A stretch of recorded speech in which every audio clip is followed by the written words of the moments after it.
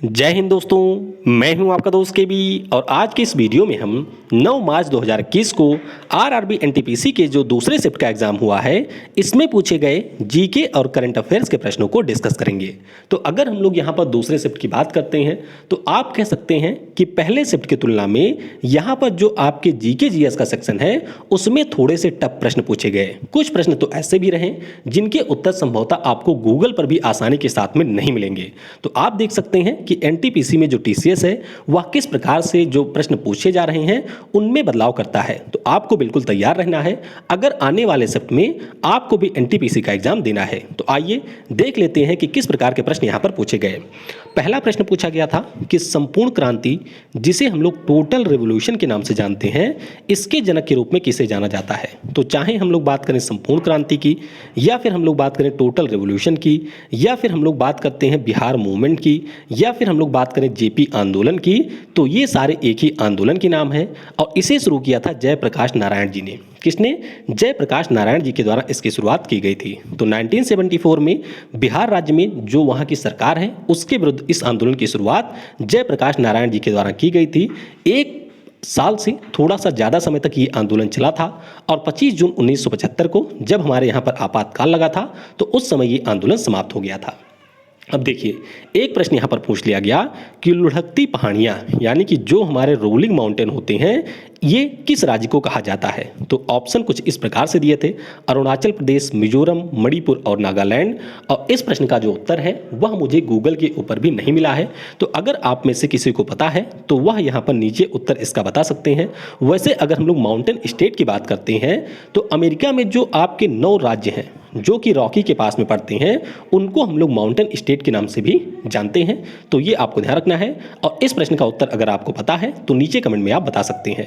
Video में हम लोग आगे बढ़ें उससे पहले मैं आपको बताना चाहूँगा कि आपके आने वाले समय में जो भी एनटीपीसी के एग्ज़ाम होंगे, चाहे वह सीबीटी 1 का एग्ज़ाम हो, चाहे फिर सीबीटी 2 का एग्ज़ाम हो या फिर ग्रुप डी का एग्ज़ाम हो, उसके लिए अनअकैडमी के ऊपर फ्री में मेरे द्वारा जो स्पेशल क्लासेज हैं उनकी शुरुआत हो चुकी है। आज 3 बजे पहले क्लास हुई थी और आज ही रात में 9 बजे आपकी दूसरी क्लास होगी जिसमें हम लोग national park, Ramsar site, tiger reserve या फिर जो भी हमारे अन्य इस प्रकार के पार्क होते हैं उनसे जुड़े हुए प्रश्नों को डिस्कस करेंगे। तो बिल्कुल एमसीक्यू फॉर्मेट में होगा।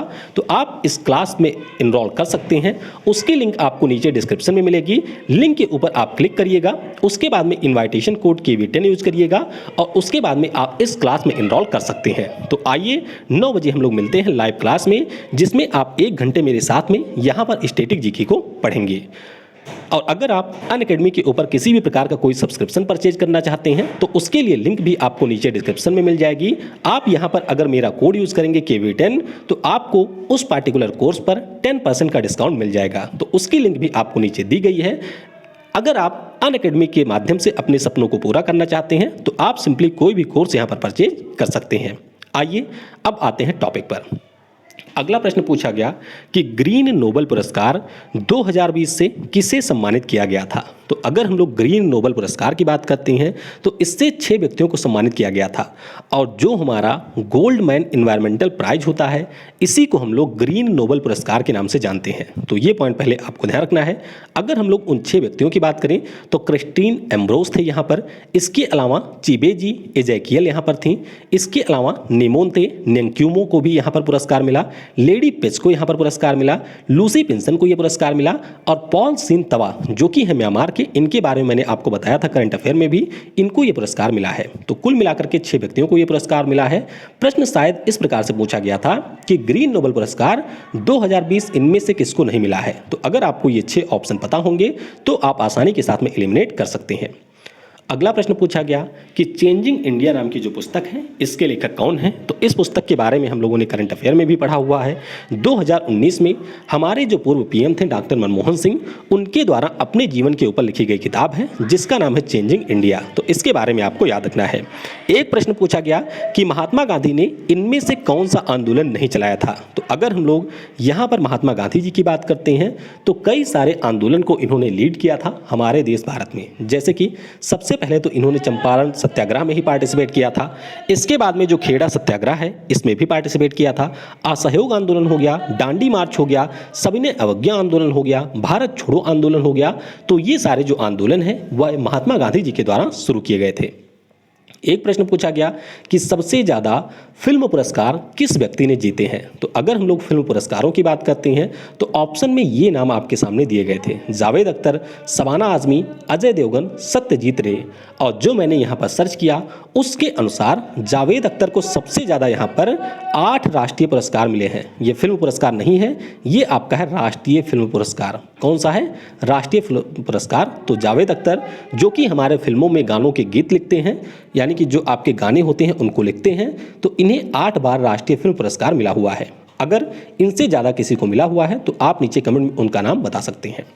फिर एक प्रश्न पूछा गया कि भारतीय संविधान में जो जर्मनी है उससे हमने क्या लिया है, यानी कि हमारे संविधान का कौन सा ऐसा प्रोविज़न है जो कि हमने जर्मनी से लिया हुआ है। तो इस प्रोविज़न का नाम है आपातकाल के समय मौलिक अधिकारों का निलंबन। यानी कि जब हमारे देश में इमरजेंसी लगाई जाती है तो उस समय कुछ हमारे जो अनुच्छेद हैं मौलिक अधिकारों के अंतर्गत उनको छोड़ करके बाकी को सस्पेंड कर दिया जाता है। तो ये जो प्रावधान है वह हमने जर्मनी के संविधान से लिया हुआ है। वैसे अगर हम लोग आपातकाल के प्रावधान की बात करते हैं तो जर्मनी का जो बीमार कॉन्स्टिट्यूशन था उससे हमने इसके प्रावधान को लिया था।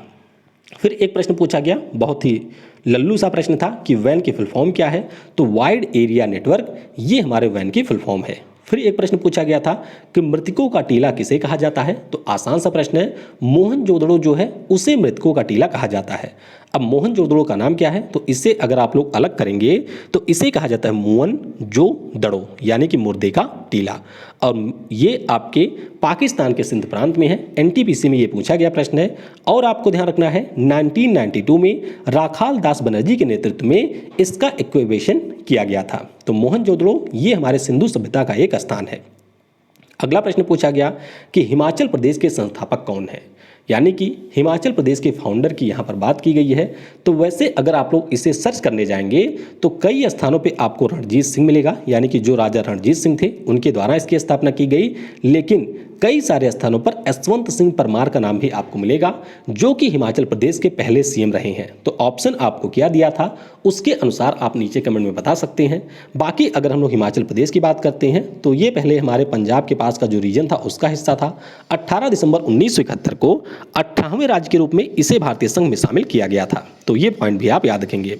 फिर एक प्रश्न पूछा गया कि जास्कर और सिंधु नदियां कौन सी। जास्कर जो कि आपके लद्दाख में बहती है और सिंधु नदी ये आपस में कहां पर मिलती हैं। तो इन दोनों नदियों की बात करें तो सिनिक निम्मू घाटी, क्या नाम है? सिनिक निम्मू वैली, जो कि आपके लद्दाख और लेह के बीच में है, वहां पर ये दोनों नदियां आपस में मिलती हैं। और मैंने आपको बताया भी था कि जो हमारी सिंधु नदी है वह कैलाश मानसरोवर के पास में तिब्बत से निकलती है। उसके बाद में ये सिंपली इंटर करती है कहाँ पर? लद्दाख वाले रीजन में। ये लद्दाख वाला रीजन है तो यहाँ पर ये इंटर करती है। तो ये आपको याद रखना है कि लेह और कारगिल के बीच में ये नदियाँ मिलती हैं। वैसे अगर हम लोग जास्कर की बात करते हैं कि तो ये इंडस की बाएं तरफ से एक ट्रिब्यूटरी है। किसकी? इंडस की लेफ्ट साइड से यह एक ट्रिब्यूटरी है। अगला प्रश्न पूछा गया कि शाहजहां ने इनमें से क्या नहीं बनवाया था। तो ऑप्शन में एक आपका बुलंद दरवाजा दिया गया था और बुलंद दरवाजा जो कि आपका फतेहपुर सीकरी में है उसका निर्माण करवाया था अकबर ने। तो आपको याद रखना है कि शाहजहां ने क्या क्या बनवाया था। तो ताजमहल हो गया, मोती मस्जिद है, जामा मस्जिद है, लाल किला है। तो ये सारे शाहजहां के द्वारा बनवाए गए थे।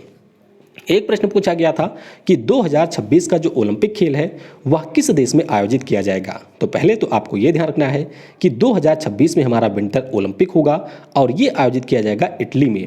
कहाँ पर? इटली के 2 शहर हैं, एक का नाम है मिलान, एक का नाम है कोर्टिना। तो वहाँ पर इसका आयोजन किया जाएगा। इसी प्रकार से आपको ध्यान रखना है कि 2016 में हमारा समर ओलंपिक हुआ था जो कि रियो डी जेनेरो ब्राज़ील में आयोजित हुआ था।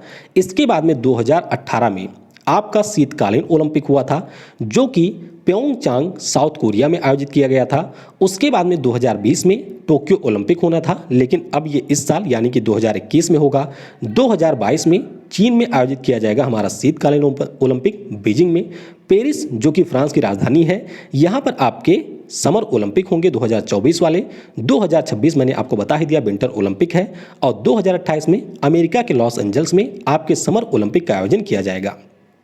अगला प्रश्न पूछा गया कि कमरे के तापमान पर कौन सी गैस पीले रंग की होती है। तो आसान सा प्रश्न है, जो हमारी फ्लोरीन गैस है वह कमरे के तापमान पर पीले रंग की होती है, तो इसका नाम है क्लोरीन और इसका जो सिंबल है वह आपका होता है Cl। इसका परमाणु क्रमांक कितना है, तो ये आप ध्यान रखेंगे 17 इसका परमाणु क्रमांक होता है और ये हमारे हैलोजन परिवार का तत्व है। किसके? हैलोजन फैमिली का यह एक एलिमेंट है। आखिरी कोष में यानी कि जो इसका इलेक्ट्रॉनिक कॉन्फ़िगरेशन होता है उसमें आपको 7 इलेक्ट्रॉन आखिरी कोष में मिलेंगे।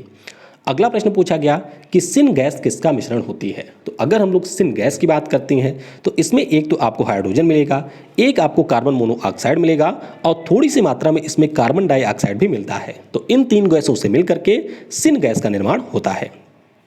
अगला प्रश्न यहाँ पर पूछा गया कि आईसीसी हॉल ऑफ फेम में कौन सा भारतीय खिलाड़ी 6ठे नंबर पर शामिल किया गया था। तो अगर हम लोग 6ठे नंबर की बात करें तो कुल मिलाकर के आईसीसी का जो हॉल ऑफ फेम है उसमें 6 खिलाड़ी ही शामिल किए गए हैं और 6ठे नंबर के खिलाड़ी हैं सचिन तेंदुलकर। 2019 में आईसीसी के हॉल ऑफ फेम में इनको शामिल किया गया था। अगर हम लोग बात करते हैं कि पहला भारतीय खिलाड़ी कौन है, तो पहले भारतीय खिलाड़ी थे बिशन सिंह बेदी। क्या नाम है? बिशन सिंह बेदी और इनको 2009 में शामिल किया गया था। दूसरे नंबर पर शामिल किए गए कपिल देव, सुनील गावस्कर जी तीसरे नंबर पर, अनिल कुंबले चौथे खिलाड़ी थे और राहुल द्रविड़ को 2018 में इसमें शामिल किया गया था। इसके अलावा आपके एनटीपीसी परीक्षा में यह भी पूछा जा चुका है कि कुल मिलाकर के कितने खिलाड़ियों को 2020 में शामिल किया गया था। तो ध्यान रखिएगा 2020 में आपके कुल 3 खिलाड़ी शामिल हुए थे। एक तो थे जैक्स कालिस जो कि दक्षिण अफ्रीका के हैं, एक अलीसा स्टालेकर जो कि महिला खिलाड़ी थी, कहाँ की? ऑस्ट्रेलिया की, और एक थे जहीर अब्बास जो कि पाकिस्तान के पूर्व खिलाड़ी थे। तो इनका नाम आपको याद रखना है। एक प्रश्न पूछा था पृथ्वी 2 मिसाइल से, अब एग्जैक्ट प्रश्न क्या था वह मुझे नहीं मिल पाया है, फिर भी मैं आपको पृथ्वी 2 मिसाइल के बारे में आप थोड़ा सा बता देता हूं। हमारे यहाँ पर जो इंटीग्रेटेड मिसाइल डेवलपमेंट प्रोग्राम शुरू हुआ था उसके अंतर्गत पृथ्वी सीरीज की मिसाइल का निर्माण शुरू हुआ था। पृथ्वी 1 मिसाइल की बात करें तो 150 किलोमीटर इसकी रेंज होती है।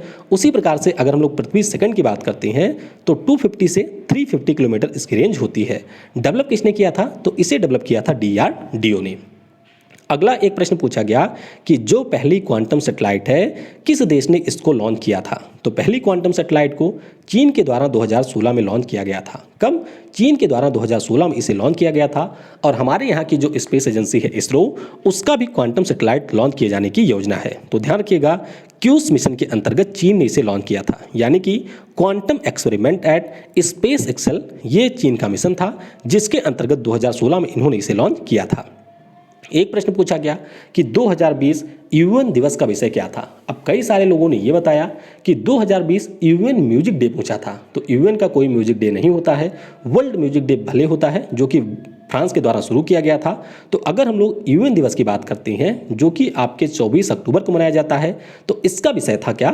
The future we want, the UN we need, reaffirming our collective commitment to multilateralism.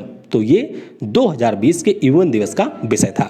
एक प्रश्न यहाँ पर पूछा गया कि जो सागरमाला परियोजना है यह किससे संबंधित है। तो सागरमाला की बात करें तो ये जो परियोजना है वह हमारे पोर्ट के विकास या फिर जो पोर्ट के माध्यम से हमारी लॉजिस्टिक पूरे देश में पहुंचाई जाती है उसके विकास से संबंधित है सागरमाला परियोजना। कब लॉन्च किया गया था?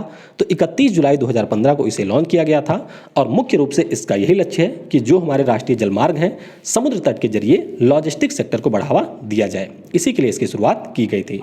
इसी प्रकार से हमारी भारतमाला परियोजना है तो उसके बारे में भी आपको ध्यान रखना है कि उसके अंतर्गत हमारे यहाँ पर हाईवे का निर्माण किया जा रहा है। एक प्रश्न पूछा गया कि कैग यानी कि कंट्रोलर एंड ऑडिटर जनरल का कार्यकाल कितने वर्षों का होता है। तो ध्यान रखिएगा 6 वर्ष या 65 वर्ष की आयु जो यहाँ पर पहले हो जाए वह कार्यकाल होता है कैग का। तो इस प्रश्न के बारे में आपको ध्यान रखना है। तो कुल मिलाकर के मुझे 21 प्रश्न ही मिले थे। इसके अलावा जो भी प्रश्न आपको याद हो वह नीचे आप कमेंट में बता सकते हैं या फिर इनमें से जो प्रश्न कुछ अलग तरीके से पूछे गए थे उनके बारे में भी आप नीचे कमेंट में बता सकते हैं। बाकी वीडियो आपको कैसा लगा ये नीचे कमेंट में जरूर बताइएगा और 9 बजे रात को अनअकैडमी में मेरा जो कोर्स है उसमें आना बिल्कुल भी मत भूलिएगा। लिंक आपको नीचे दिया गया है, उस पर क्लिक करके आपको सिंपली यूज करना है कोड KV10 जिससे आप उसमें इनरोल कर सकते हैं। Thanks for watching. जय हिंद, जय भारत और सबसे जरूरी पढ़ेगा भारत तो बढ़ेगा भारत।